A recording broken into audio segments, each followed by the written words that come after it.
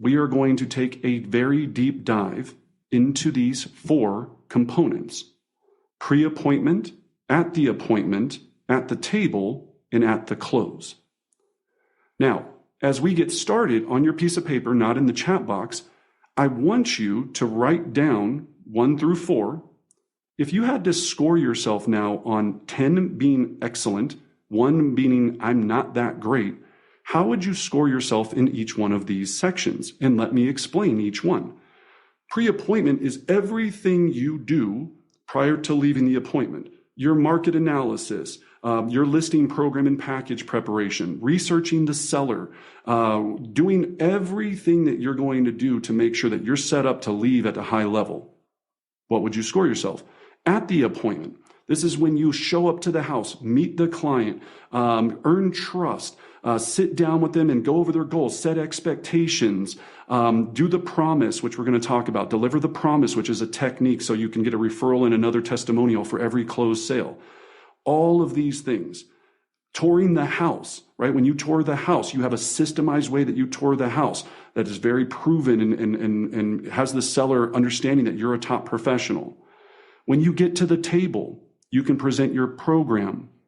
You can present your seller preferred terms. You can present your estimated net sheet. You can present your transition to close, what we call our onboarding worksheet, meaning taking the order.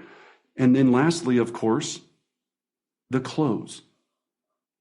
How strong are you? If you look back over the years of you selling, and as soon as you finish that listing presentation, you put down that pen and you look that seller right in the eye and you say, great, all I need from the 2 of you is a signature right here and a key for the lockbox. And they sign every time. Unless they were crazy on price and you walked out the door earlier. Right? So how are you scoring yourself? Because see, this is the thing. We've got to break down all 4 sections because all 4 of them provide a symphony. It would be like if we were in a band and you were really good at lead singer, but you had no guitar, not going to be the greatest band. I mean, I guess you could be a cappella, but all of the pieces of the band have to come together to make a great song, to make a great album. Okay?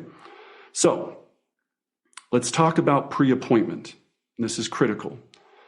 One of the biggest things that you have to leave with, and we're going to put this in the chat box and also in the vault, is you win the appointment on the initial phone call. You win the appointment on the initial phone call. So with our seller profile, the first thing that you're going to do is build rapport. And for those that, like me, have a GED, rapport means trust, right? You're going to build rapport with the seller. This document, I'm going to show you how to use it here in a second, does that. Of course, we've got to confirm all of the details of the property. The more information I have up front, the better that I'm going to be in the appointment. And then, of course, establish the listing appointment and what's going to happen during the appointment, setting the expectation. Please listen to me very carefully. The top listing agents are masters at setting the expectation. Because when you set the expectation, you're able to objection block instead of objection handle. And some of you are here to want to learn about objection handlers and what to say. What if you could create a system where you don't get them at all? That's better. That's much better. I would rather not get any objections than have to handle objections later on. And that's what setting the expectation does. All right, so let's talk about this amazing document. Now, you can customize it. I've heard people say, well, there's things on here that I ask about that you don't ask about. I get it. This is a 2-page document. This document could be 13 pages, depending upon how detailed on the call you want to go. But remember, what we're trying to do is extract who I'm going to go meet with more than I'm worried about what I'm going to list. Write this down. The house can't sign the listing agreement. Only the person can. So we spend a lot of time on spending all this time trying to research the house, research all of this. That's important. I'm not going to say that's not important, but we spend very little time trying to understand who is the person that I'm going to meet with, because they're the ones that can pick up the pen and sign the agreement. not the house. So in the design of this seller profile, we're wanting to extract information that we're going to be able to utilize to build a relationship, to provide a high-level relationship when we go to meet with the seller or sellers, or however, I've had estate sales where it's 9 family members sitting across from me at a table all staring at me. I've had everything you could possibly imagine, but we're trying to create a profile to understand who they are and what they care about. Now, in this document, right, we're going to be looking at a couple of different things. First of all, the seller story. Now, the seller story is so important because we're going to use this later, not only in the presentation, but when we start to sell the property, so we can humanize the seller to the buyer. We're going to talk a lot about psychology later, right? That's right, Sunil. I love that. So we have to understand the seller's story, and those questions pull it out. What's the reason for the move? These aren't groundbreaking questions. When was the last time you sold the home? How did you find the home? We're not going to go through one by one, but I need to get some of these questions. You could ask more than this, right? And make more notes, but these are the kind of the standard ones. Then we need to find out about the special features and the hidden gems. So please write this down. The difference between a special feature and a hidden gem. A special feature is something, a component of the home. It would be a sauna, a golf simulator, a swimming pool, a hot tub, a whatever makes that property kind of unique. That would be a special feature. Viking, appliances or whatever it is, a heated garage floor. A hidden gem is something that is really interesting or cool about the property that most people wouldn't know unless you told them. So, for example, every year the neighborhood has a block party, and we have this cul-de-sac party, and everyone comes out for Halloween and 4th of July, and we have this huge blast, and oh my gosh, the neighborhood. And if you have kids, you can walk to the school. It's less than 4 minutes. We're right next to XYZ trails. We have this, we have that. Michael Jordan was my neighbor. He lived 3 doors down from me. Whatever makes something a hidden gem that you're asking that person, since you've lived there, what really stood out, not about the physical attributes about the property, but the cool things about living there, right? Let me ask you this and think about it. How many times when you're looking at listings do agents post the hidden gems?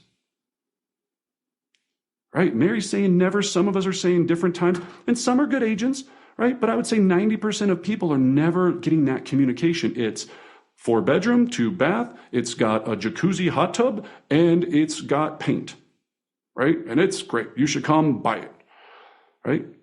We've got to humanize, and we've got to tell a story about every property, and you're going to see how this shows up. Now, the second page of this document, right, when we go to the second page, is all of the details about the home, because obviously you need a lot of these details, because sometimes public records, when I say sometimes, a lot of times, tax record, public records, the MLS, the data's inaccurate. So we want to confirm everything, even if we have a lot of it.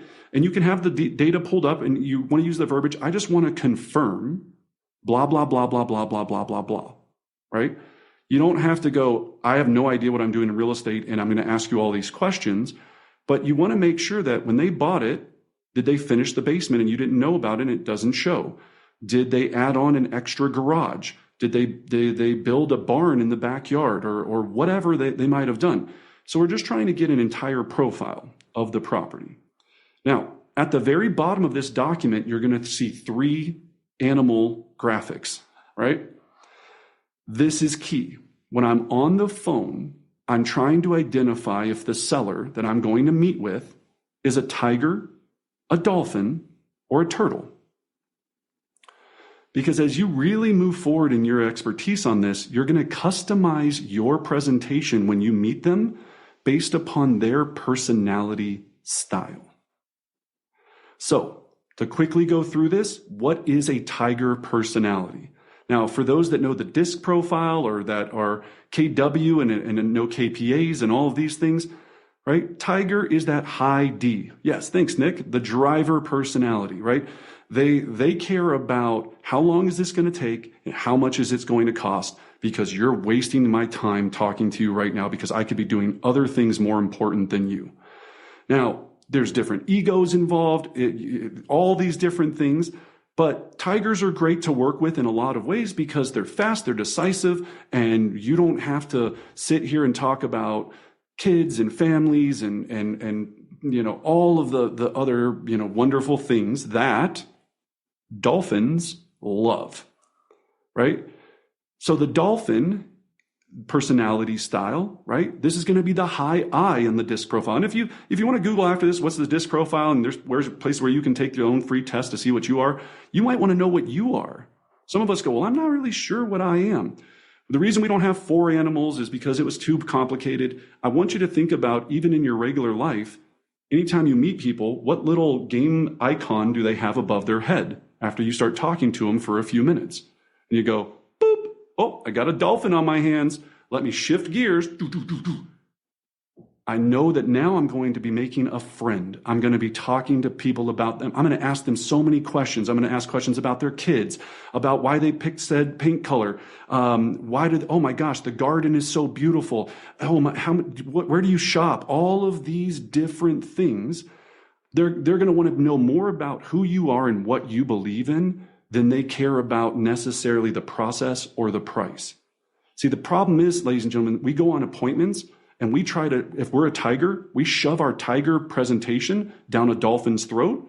And I did this for years, and I can tell you from experience, because I would come in as a tiger and I'd be like, I'm the best that ever did it, and I'm awesome. And I had a goal to be in and out the house in 28 minutes or less. I used to set my stopwatch.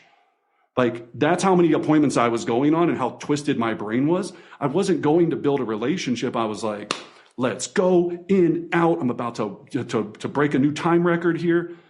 And I lost a lot of opportunities. I won a lot of opportunities, of course, as well, but I lost a lot of opportunities, and I lost a lot of repeat and referral business. So once I understood I had to shift gears and become a chameleon, whatever. I had to become a chameleon. I realized that I now have to, it's all about them. They like them. They don't care about me. So I had to shift gears to become that dolphin and go, okay, take a breath. So talk to me about what you can, just get to know them. And then the last one, of course, is the turtle, right? So the turtle is the reason we all are alive and safe. They're cautious. They are concerned. They are engineers. They are people that just keep us alive. And thank goodness for turtles. With turtles, right? Yeah. With turtles, what we want to do is, we know now that they're going to care about the agreements, the numbers, the process, the type of lockbox you're going to use, exactly how the showing process is going to work. You have to slow down massively with them and understand that everything is going to be fine. And let me show you in complete detail why you're going to be okay with working with me. And when you earn that turtle's safety and you earn their caution and they understand that. But if I come into a turtle and I'm a dolphin and I'm coming in to talk to a turtle and I'm like, so where do you guys go to dinner and da-da-da-da-da? And I'm like, oh my gosh, where did you get those curtains? The turtle's going to be like, stab me in my eyeball, right? They are not going to feel it the same way. So we are trying to, at the highest level, understand who we're talking to. And the question I usually get all the time is, well, what if they're both? Or what if I can't tell? If you can't tell on this phone call, you haven't asked enough questions. And here's how you know you have a tiger. They're already off the phone. Right? You're dealing with a tiger where they're like, yeah, okay, yeah, it's got 1,400 square feet. Okay, yeah, got it. Listen, man, I got another meeting, so are we good here? Okay, I'll see you tomorrow. All right, bye. Click, tiger. Dolphin, you're going to still be talking on the phone. You're going to look at it, an hour and a half's gone by.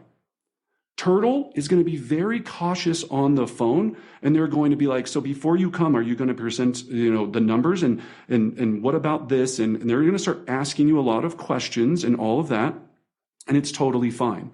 Now, if you get there, and we get there and one person's the tiger and one person's a dolphin, what you're trying to identify, and you should be able to do this from practice really quickly, is who makes the decisions. And you're going to see that very early in the presentation. So this is just, we have fun with this. I know we do, but this gets into psychology a lot more. And it's critically important because, as I've said, when we get into next week and we talk about the market analysis and researching the seller and getting all the details to make sure that we go into this appointment, when you're doing this in real time, it's fast. We're going to slow it down so everyone can learn it, but the goal is, and please write this down, I'm going to print out this 2-pager for the amount of appointments I need to take every month. Okay? So what I want you to do when you leave here today, if you're going to use this or create your own or whatever you want to do, print out, so you know if you need 6 listing appointments this month, I want you to print out 6 of these and keep them visual at all times. I used to have a little kind of stacked file folder, you know what I mean? The little aluminum thing that kind of had like rows on it.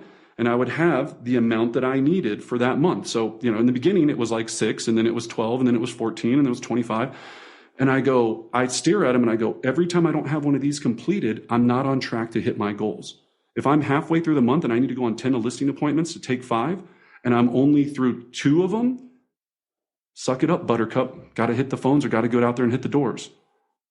But your goal should be that visual understanding of when I complete these, that's leading me down to the lead measure that leads to the lag measure, which is the sales and the compensation that I deserve.